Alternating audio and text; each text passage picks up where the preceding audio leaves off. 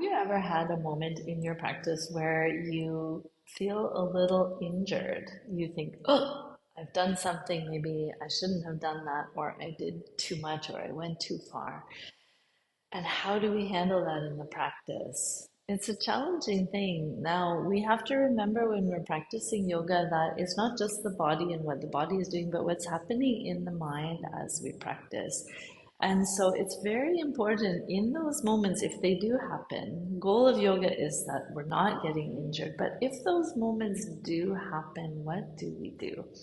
And it's important then to look at the mind and say, first of all, pause. Don't stop, but pause and say, what's happening here? What's happening in the mind? Am I scared? Am I feeling fear? So what do we do if we're feeling fear? Breathe.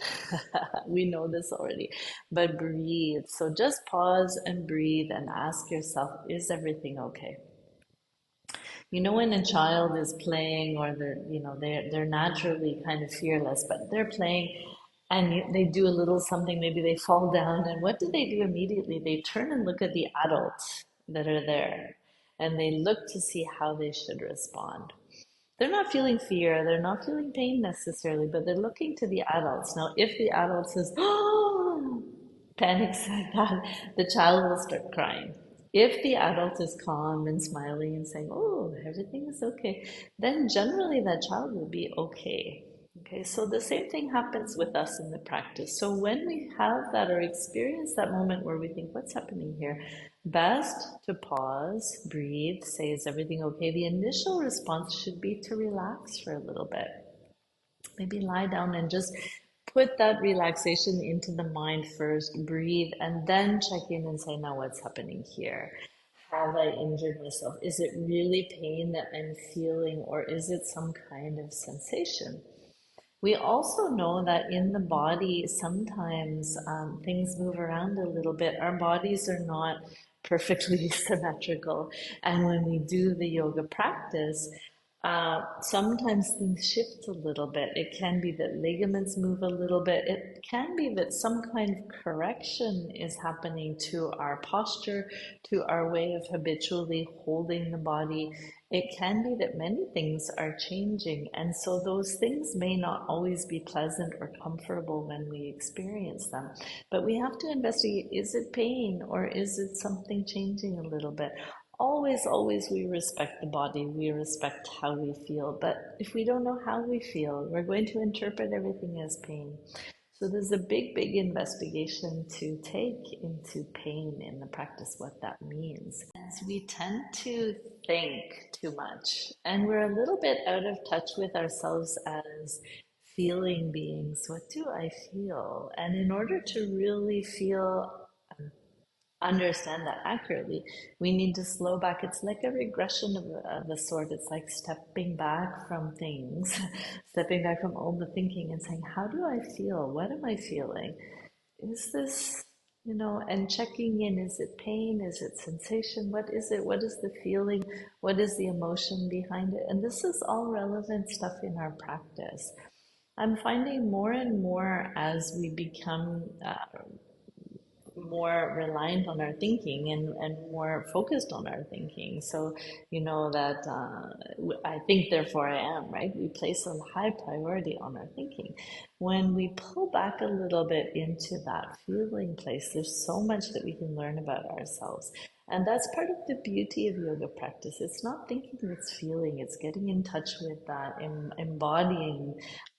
We're also not used to moving. So sometimes we need to develop our tolerance. So in the yoga practice, we'll be asked to move the body in different ways that we're not used to. And when we first encounter any new movement, we might interpret it as pain. And so we need to pull back a little bit and increase our tolerance to movement. So that's why even if I'm super fit, even if I'm super flexible, super strong, I should approach each movement with a lot of awareness, very mindfully in a way. Let me approach and see, how am I feeling? Let me go slowly towards that thing. We tend to rush to the end point in yoga. We've seen a picture, we know what that asana, that practice is supposed to look like. And so we rush for that end point. When we approach each new position or each new movement of the body slowly, we get the nervous system on board with our practice. So the nervous system is paying attention, saying, oh, this is fine, this is quite fun. So this is how we develop a kind of tolerance for movement. If something happens in the practice that triggers our feeling of fear, then we tend to become hypervigilant. We become a little scared of approaching that movement. And so the way out of that fear, and incidentally, the way to heal, is by slowly approaching that movement, just going little bit, watching the mind and saying, am I having fear? So if I avoid completely the movement, then I actually create more, it's like a hypervigilance in the system. I get scared of that movement. And so anything that approximates that movement, I'm going to feel the fear. So the way out of injury is not 100% stopping doing nothing, avoiding. The way out of injury is by slowly inching towards that movement and examining, how is the nervous system responding? How is my mind responding? How do I feel? Yes, this is okay. Okay, we can stay in that place for a little bit. And we have to train the mind to say everything is okay here. It's not what we think. So we tend to think, oh, I'm injured. And we go immediately into this fear, this vigilance, this worry, this avoidance. And then we don't do that thing. And sometimes we'll never approach that thing again. So for an example, when students are learning the headstand, if they fall down once or twice, they might say, that's it, I felt that I didn't feel comfortable falling down, I'm not going to do it again. But if we keep it up, if we keep working slowly, we have to create a map in the mind. It's like a map actually, but a map in the mind that says, this headstand is okay, I feel good, I enjoy. So that takes time. This is why our practice takes time. And working through injuries is one of the great wonderful beneficial things of the practice, is that I have a chance to learn about myself through that fear, through that vigilance, through that experience of pain. What is the pain? Let me examine. Now, let me say, real pain, if I feel it, of course, we respect that. If I feel nerve pain, if I feel something that's radiating down into the limbs, then I need to be very careful, very gentle there. Give it much more time, but it will recover. Nerves, everything recovers, but it takes a little more time. Joint pain, I need to be a little careful what's happening in the joints as I do that.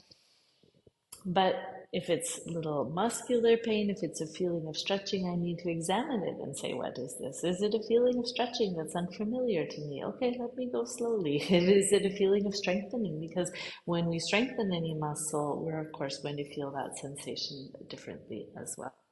Our sensitivity to pain is in fact heightened when we have a strong fear response or an avoidance response. So it's worth slowing down and noticing, what is that. Swami Shivananda said pain is our teacher. And in fact, it's one of the things we can learn the most from. If you think about emotional pain in our life, that's how we learn. That's how we learn about relationships. We learn to find our own boundaries, our own sense of self. And so pain on a physical level in the practice is really something fantastic to work through. In fact, when we feel a little pain, we should in fact be sort of rejoicing, because it gives us a chance to examine and to really discover. So I wish you all the best in your practice, and examining, really going deep and examining pain. Om Namah Shivaya.